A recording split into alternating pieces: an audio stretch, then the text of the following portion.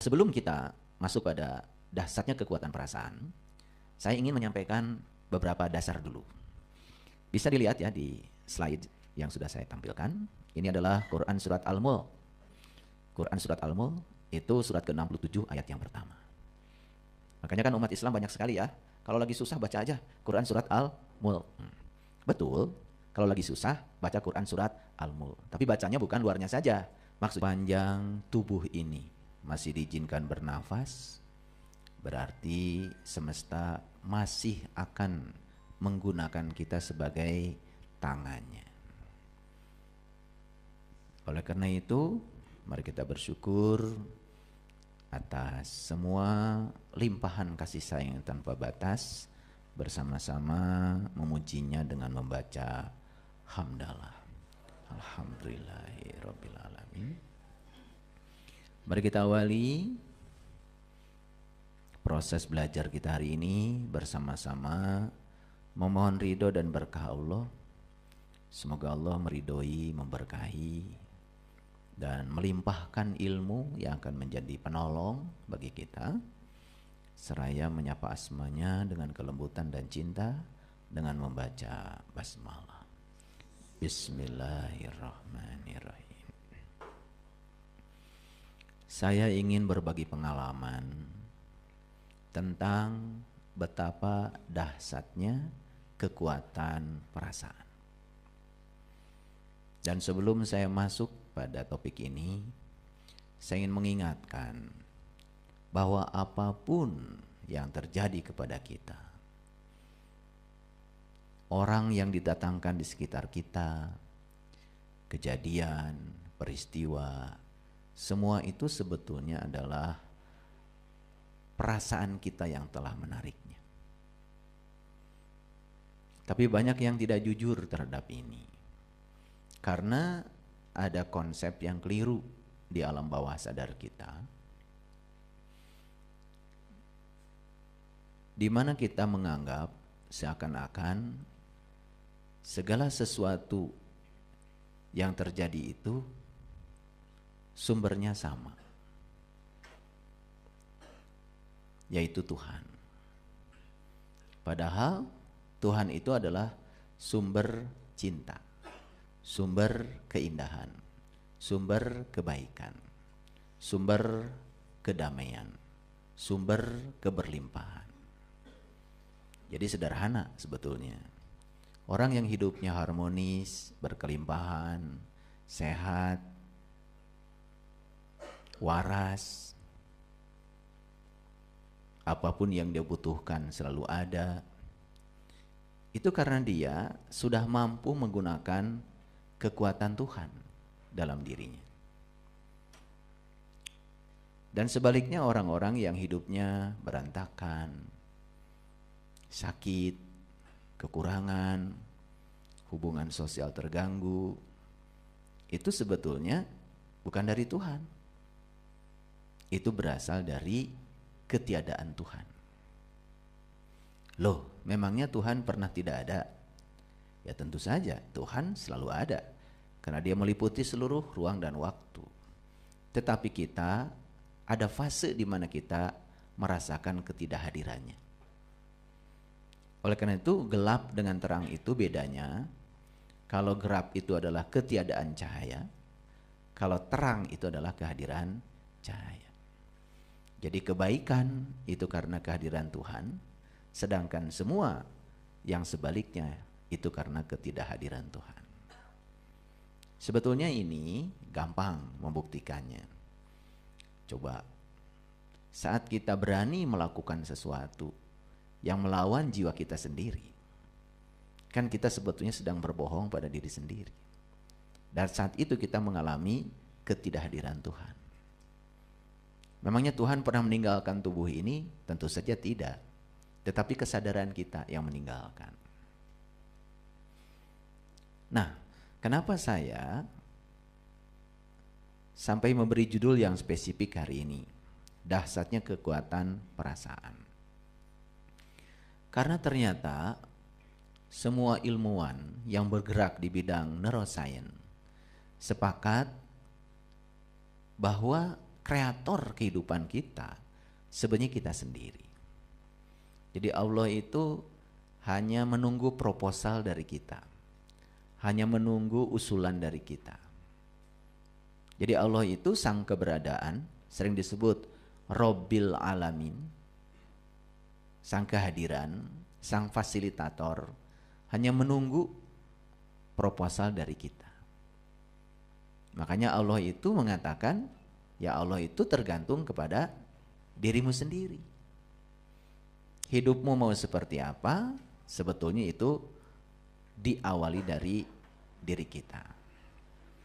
Nah, ada dua yang harus diperhatikan dalam diri kita, yaitu pikiran dan perasaan. Pikiran itu ibarat mobil, dia itu tidak punya daya apa-apa kalau belum diisi bensin. Karena mobil itu baru punya kemampuan secara fungsional kalau diisi bensin. Nah, mobilnya itu adalah pikiran, sedangkan perasaan itu adalah bensinnya. Nah, oleh karena itu maka apa yang dipikirkan ketika kita memberi rasa yang dalam, itu artinya kita memang sungguh-sungguh ingin agar yang dipikirkan itu terjadi. Nah, di akhir sesi nanti kita akan meditasi untuk mengkreasi apa yang kita mau. Dan nanti kita lihat beberapa hari ke depan. Jangan heran kalau ada sesuatu yang spektakuler terjadi dalam kehidupan kita. Dan kita buktikan itu. Kita akan belajar dulu bagaimana cara semesta bekerja. Karena mekanisme ini harus dipahami. Sehingga kalau nanti terjadi, kita sudah punya pola. Nah, sebelum kita masuk pada dahsyatnya kekuatan perasaan, saya ingin menyampaikan beberapa dasar dulu. Bisa dilihat ya di slide yang sudah saya tampilkan. Ini adalah Quran Surat Al-Mulk.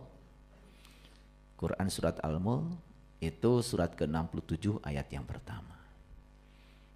Makanya kan umat Islam banyak sekali ya, kalau lagi susah baca aja Quran Surat Al-Mulk. Betul, kalau lagi susah baca Quran Surat Al-Mulk. Tapi bacanya bukan luarnya saja, maksudnya tangkap pesannya, lalu dijadikan sebagai pedoman untuk kehidupan kita. Ya, saya tidak akan membahas seluruhnya Quran Surat Al-Mulk. Jadi saya hanya membahas ayat pertama saja. Di ayat ini Allah mengatakan, ya, Tabarakallazi biyadihil mulk wa huwa ala kulli syai'in qadir. Maha suci Allah yang di tangannya lah segala kerajaan, dan Dia Maha Kuasa atas segala sesuatu. Ulangi ya, Maha suci Allah yang di tangannya lah segala kerajaan, dan Dia Maha Kuasa atas segala sesuatu. Siapa sih Allah itu?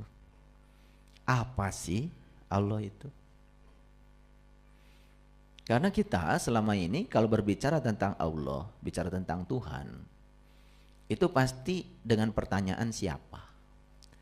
Lalu siapa itu selalu mengacu kepada sosok. Padahal Tuhan tentu saja bukan sosok. Karena kalau Dia sosok, tidak mungkin meliputi seluruh makhluk.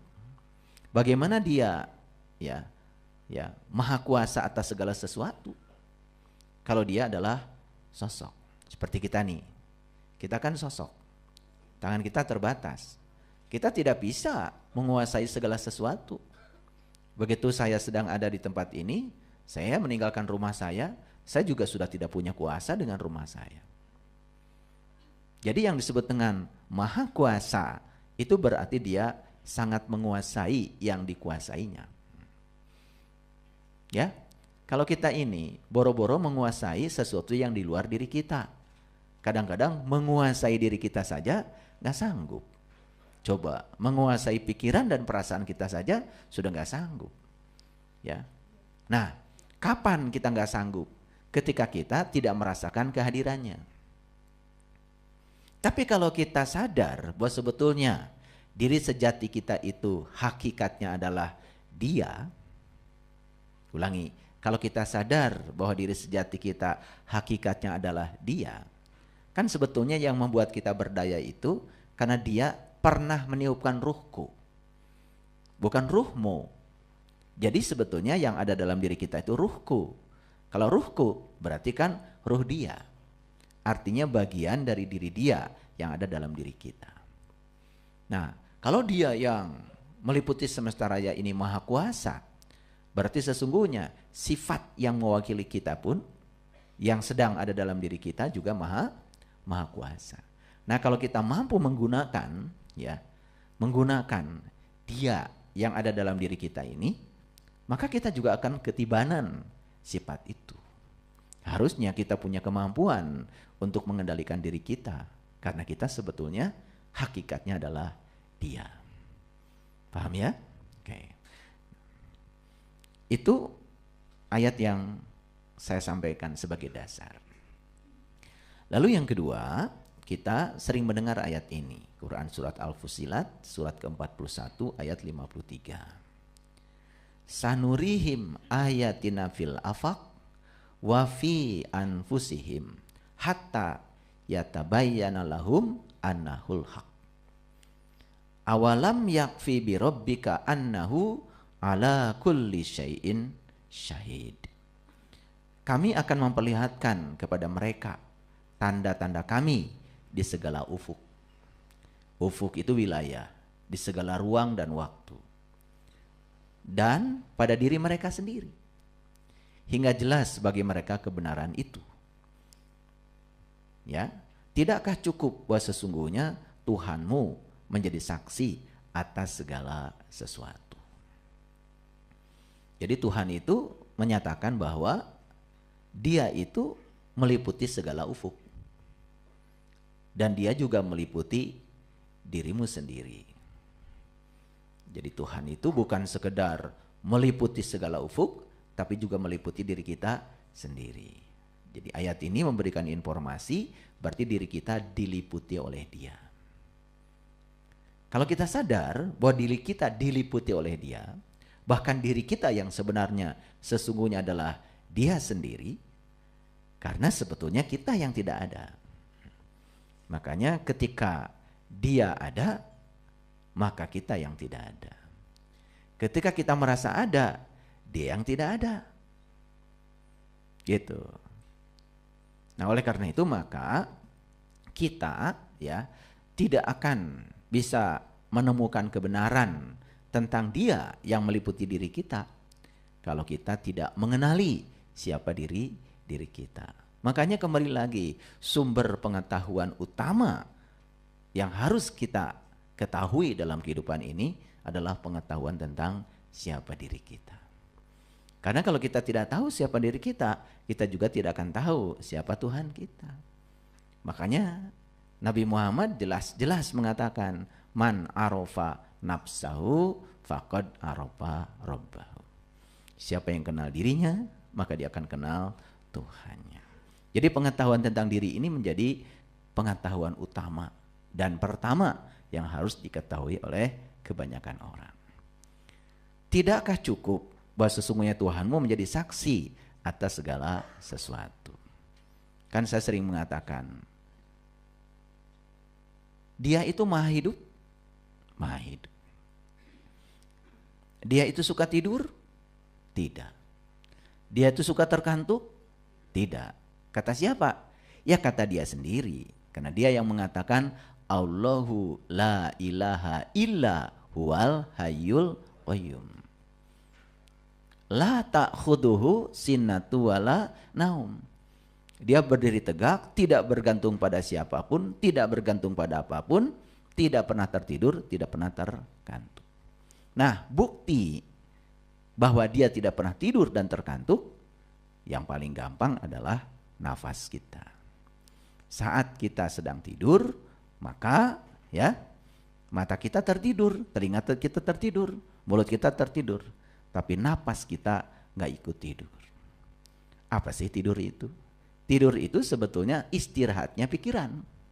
bagi yang bisa. Ada juga yang tidurnya pikirannya gak istirahat. Makanya tidurnya tidak deep sleep. Makanya kualitas tidur seseorang itu menentukan kualitas hidupnya. Maka yang tidurnya tidak bagus, pasti kualitas hidupnya juga tidak bermutu. Jadi tidur itu istirahatnya pikiran. Pikiran bisa istirahat saat tidur, tapi perasaan tidak bisa istirahat. Makanya walaupun kita sedang tidur, rasa kita itu tetap aja hidup. Kenapa? Karena ada Sang Maha Hidup. Karena Sang Maha Hidup tidak ikut tidur, boro-boro tidur, ngantuk saja tidak. Makanya kalian lagi tidur, kan pengen pipis. Bangun kan? Coba, kalau nggak pengen pipis, rasa itu tidak ada. Ya sudah, kasur king coilmu itu, ya, iya. Ya bau pesing. Ya. Bed cover Sutra itu yang mahal, bau pesing. Gitu. Untung kita selama tidur masih diberi rasa.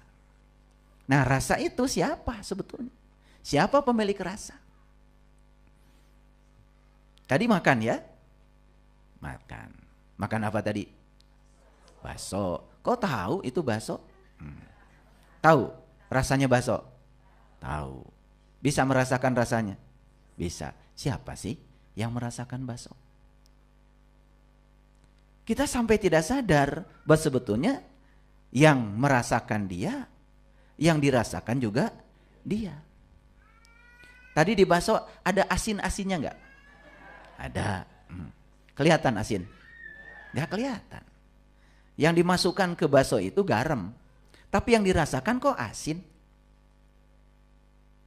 Coba, bisa enggak Bapak Ibu memisahkan asin dari garam? Yang dibutuhkan kan asin, tapi tetap yang dibeli garam. Tapi sampai sekarang belum ada orang yang bisa memisahkan rasa asin dari garam. Coba kalau kita lebih dalam lagi, siapa sih sesungguhnya rasa itu? Kita masih mencari dia di luar diri kita. Padahal justru karena kehadiran dia dalam diri kita yang berwujud sebagai nafas, kita bisa merasakan, oh ini bakso.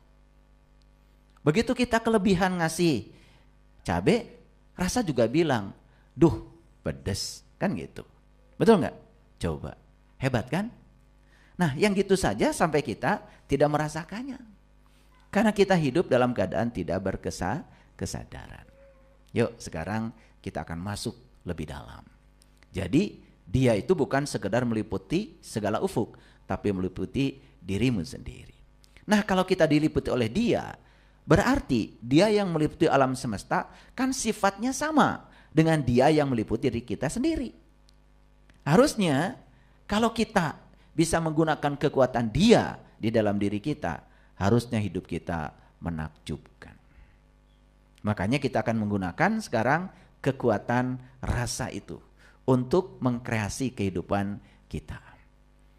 Pastikan semua orang ingin hidupnya sehat, hubungan baik, betul nggak? Dompet tebal, kan pasti kan? Pasti. Semua yang diinginkan oleh kita pasti yang kita suka. Tidak ada yang menginginkan yang tidak dia suka. Paham ya? Nah, oleh karena itu sadar kalau sehat itu ya dari Allah, kalau sakit dari kesalahanmu sendiri. Semua yang bersifat kekuatan positif itu dari dia. Semua yang sebaliknya itu karena ketiadaan kekuatan positif. Karena kita belum bisa menggunakan dia sepenuhnya, belum merasakan kehadiran dia dalam diri kita sepenuhnya. Makanya kita nanti akan mengakhiri sesi ini dengan meditasi. Siap? Oke, lanjut dulu. Cerita-cerita dulu, santai dulu. Santai aja ya, santai aja. Belajarnya santai. Mau kakinya diselonjorkan ke depan, selonjorkan. Santai aja, santai ya, santai. Baik, kita lanjutkan ayatnya. Ya, ini Al-Fussilat ayat 54. Ya, nah Al-Fussilat 54 yang tadi lanjutannya dari yang ke 53 tadi. Ala innahum fi miryatim miliqa'i rabbihim ala innahu bikulli syai'im muhit. Ingatlah bahwa sesungguhnya mereka adalah dalam keraguan tentang pertemuan dengan Tuhan mereka. Ingat bahwa sesungguhnya Dia maha meliputi segala sesuatu. Aneh ya? Dia maha meliputi segala sesuatu. Berarti kalau Dia maha meliputi segala sesuatu, Dia meliputi diri kita? Tapi masih ada ya orang yang memiliki keraguan tentang pertemuan dengan Dia. Padahal setiap saat Dia mengunjungi kita. Dia tidak pernah meninggalkan kita. Justru kita yang merasakan ketidakhadirannya. Jadi sebetulnya Dia itu setiap saat mengunjungi rumah ini, cuman kita saat Dia mengunjungi rumah ini, kita malah tidak ada di rumah. Itulah sumber kegelapan. Jadi bukan berarti ada ruang di semesta ini yang tidak ada kehadirannya. Tidak mungkin, karena tidak ada di semesta ini ruang yang tidak ada kehadirannya. Karena Dia meliputi, maha meliputi segala sesuatu. Tapi kita sendiri yang sering merasa bahwa Dia tidak bersama kita. Betul? Nah, kalau kita terus merasakan kehadirannya di setiap ruang dan waktu, ini yang akan membawa kehidupan yang menakjubkan. Nah, kita buktikan ya. Oke, baik. Bisa mengerti ya ayat-ayat ini? Oke, baik ya. Pertanyaan saya, berarti ada satu kekuatan nggak dalam diri kita? Ada satu hal yang dahsyat nggak yang memberikan daya ke dalam diri kita? Nah, kekuatan itu sudah terbukti, yaitu karena kehadiran Dia. Bayangkan ya, ketika kita kehilangan nafas, saat itu tubuh kita kehilangan segalanya. Mata kita tidak fungsional, telinga kita tidak fungsional, bahkan lidah kita yang tidak berhenti makan itu, begitu nafas berhenti, sudah tidak ada fungsinya lagi. Bahkan dia kehilangan kesempatan untuk merasakan semua sensasi yang ada pada makanan. Betul? Oke. Tapi kita juga kadang-kadang karena tidak sadar saat makan pun ya lebih banyak mengeluh. Ya. Ini enggak enak, itu enggak enak. Betul enggak? Iya, ini kurang itu. Tuh. Karena itu kesadaran lagi-lagi. Baik ya, kita mulai pelan-pelan ya. Ada daya tertinggi dan kekuatan yang dahsyat yang meliputi dan mengatur alam semesta yang tiada bertepi. Setuju? Setuju? Oke. Kalau tidak ada kekuatan itu, bumi kita pun tidak akan bisa berputar. Bumi kita pun tidak akan bisa mengelilingi matahari. Bahkan matahari pun tidak bisa dikelilingi oleh bumi. Bahkan semua planet-planet yang ada di semesta ini, semua bintang-bintang yang ada di semesta ini pun tidak mungkin bisa berada di posisinya masing-masing. Pernahkah kita sadar bahwa sebetulnya ruang kosong ini jauh lebih dahsyat daripada isinya? Ruang kosong ini lebih tak terbatas daripada isinya. Coba kalau kita memandang ya, bahkan mata kita tidak sanggup memandang betapa tak terbatasnya ruang kosong. Ternyata begitu pakai teleskop, kaget. Ternyata di tempat sana masih ada planet seperti kita. Di tempat sana masih ada matahari-matahari yang lain selain matahari yang kita saksikan. Jadi rupanya ya, planet bintang di semesta ini jumlahnya triliunan, bahkan tanpa batas. Itu yang triliunan itu yang sudah terhitung oleh manusia dengan teknologi. Nah, alam semesta ini tanpa batas. Berarti di daerah sana pun masih banyak sebetulnya yang belum ditemukan oleh manusia. Paham sampai sini? Oke. Nah, sekarang kita tidak berbicara itu, hanya berbicara kekuatan dahsyat yang meliputi diri kita saja. Setuju nggak kalau kita adalah bagian dari daya itu? Setuju? Setuju nggak kalau kita bagian dari kekuatan itu? Setuju? Berarti kalau begitu kita ini berdaya atau tidak? Lah, kenapa kita merasa lemah? Kenapa kita tidak bisa mengkreasi kehidupan yang tanpa batas? Sebetulnya siapa yang mengkreasi kehidupan berbatas? Siapa yang menciptakan kesusahan? Siapa yang menciptakan kekurangan?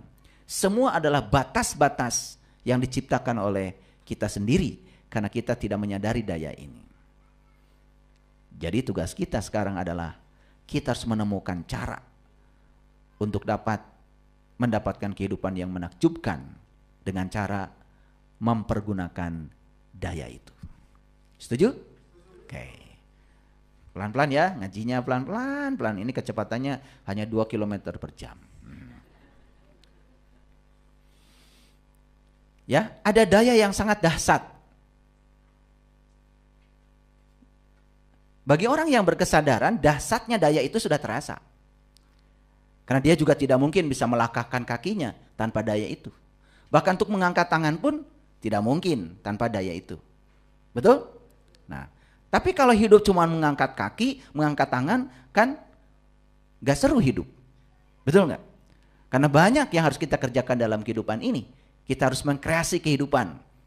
Bahkan kalau bisa, jadi manusia bermanfaat dalam kehidupan. Oke. Jadi tugas kita sekarang adalah temukan sesuatu yang luar biasa tentang diri kita, hidup kita, dan semesta. Karena kita ada dalam semesta, berarti kita harus menemukan ya sesuatu itu. Ternyata bagi mereka yang sudah menemukan rahasia ini, hidup itu jauh lebih mudah dari yang kita sangka. Dulu orang-orang mengira untuk mendapatkan uang banyak harus kerja keras. Tapi faktanya ada orang yang tidak kerja keras tapi uangnya banyak. Karena ada orang yang kerja nemok dari pagi sampai sore, tetap aja sehari 150.000. Apa enggak kerja keras itu? Betul enggak? Jadi ada orang tertentu yang penghasilannya berlipat-lipat karena dia sudah bisa menemukan daya ini dan menggunakannya. Jadi sebetulnya ada orang yang kehidupan berkelimpahan, itu karena dia sudah bisa menggunakan daya ini. Ada orang yang hidupnya serba kekurangan, sebetulnya karena dia mengalami ketiadaan daya ini. Dia belum bisa menggunakan daya ini. Jadi sebetulnya hidup ini harusnya lebih mudah dari yang kita sangka.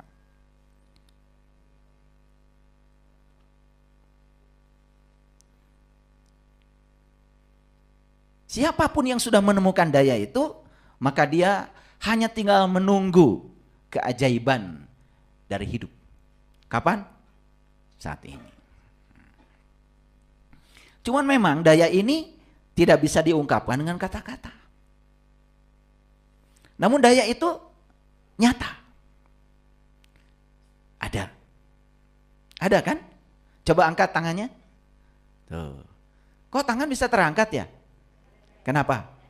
Nah, tapi ada daya juga kalau tidak ada keinginan, tangan tidak terangkat. Betul nggak?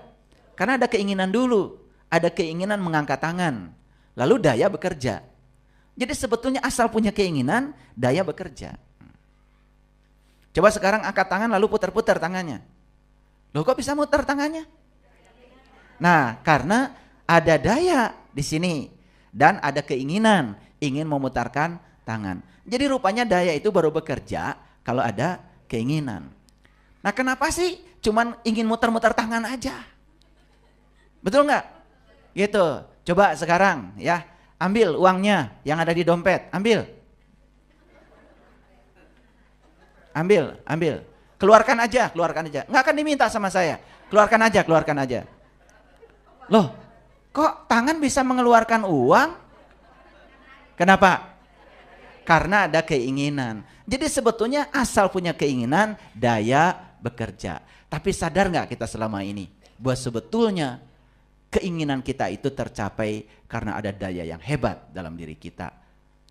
Sadar?